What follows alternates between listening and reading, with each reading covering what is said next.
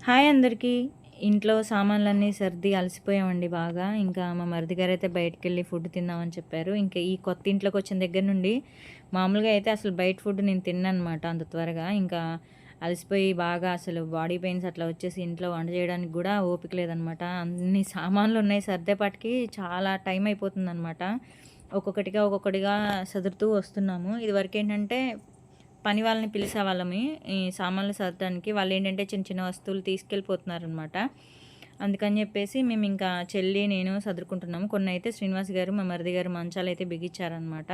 ఇంకా సోఫాలు అవన్నీ క్లీన్ చేయటం, ఇంకా మొత్తం సర్దటం అవన్నీ కూడా మా మరిది గారు చేశారనమాట. ఇంక ఇక్కడ వచ్చేసి ఆల్ఫా అయితే వెళ్ళాము.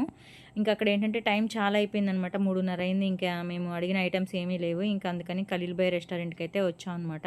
అంటే ఇంకా సామాన్లు సర్దటం అట్లా ఒక పని పెట్టుకుంటే ఇంకా పని అయ్యేంత వరకు కొంచెం తలనొప్పి ఉంటదనమాట. ఇల్లు మారటం అంటేనే పెద్ద టాస్క్. మళ్ళీ ఆ సామాన్లన్నీ సదరటం అంటే ఇంకా పెద్ద టాస్క్ అనమాట. అందుట్లో పనికొచ్చేవి, పనికిరానివేవి అవన్నీ గ్రేడింగ్ చేసి మేము సదురుకునేప్పటికి చాలా టైం పడుతుందనమాట. ఎందుకంటే మేము అది వరకు ఉన్న ఇల్లు ఏంటంటే పిల్లోడు 10th అయ్యే వరకు మా ఓనర్స్ ఉండమన్నారనమాట. కాకపోతే ఏంటంటే వాళ్ళు ట్రాన్స్ఫర్ అయిందనమాట విజయవాడకి.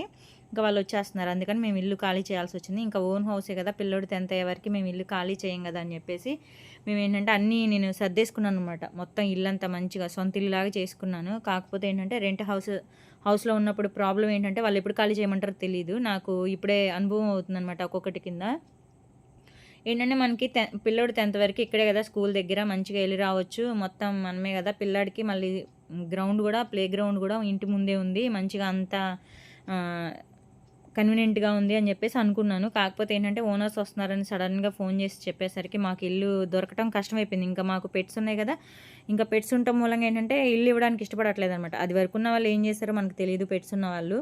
ఇంకా మనకి వేరే వాళ్ళు పెట్స్ ఉన్న వాళ్ళకి ఇవ్వాలంటే చాలా కండిషన్స్ పెట్టారు. ప్లస్ రెంట్ కూడా డబల్ చేశారనమాట. ఇప్పుడు మేమున్న ఇల్లు ఏంటంటే 18,000 అక్షరాల ఇంటద్దె.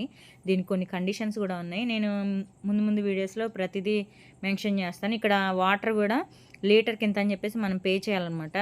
ఇప్పుడున్న దగ్గర మేము అది వరకు ఉన్నది కూడా వాటర్ మామూలుగా మెయింటెనెన్స్ కట్టాలి. కాకపోతే ఇక్కడ ఏంటంటే వాటర్ మనం ఎంత వాడుకుంటే అంత రీడింగ్ అనిపిస్తుందనమాట. దానికి తగ్గట్లు మనం కట్టాలి. అట్లాగే ఇక్కడ కాలనీలో ఏమన్నా రిపేర్లు అయినా కూడా వాటికి మనం అమౌంట్ కట్టాలనమాట. ఇంకొంచెం ఇది వెరైటీగా ఉందనమాట. కొంచెం అలవాటు అవ్వడానికి నాకు కూడా టైం పడుతుంది. బేసిక్‌గా నేను ఎవరితో మాట్లాడను కాబట్టి అంత ఇబ్బంది ఏమి ఉండదు. నా పని నేను చేసుకుంటాను. ఇంక ఇదేననమాట ఈ వీడియో. ఇంక ఇక్కడ వచ్చేసి కుర్చీలైతే తీసుకుంటున్నాము. ఇంకా సోఫాలు ఉన్నాయన్నమాట. బయట కూర్చోడానికి అంత కుర్చీలు లేవు. ఇంకా అందుకని చెప్పేసి కుర్చీలైతే ప్లాస్టిక్‌వి తీసుకున్నాము. నెక్స్ట్ వీడియోలు ఫన్నీగా ఉంటాయి. చూసి ఎంజాయ్ చేయండి.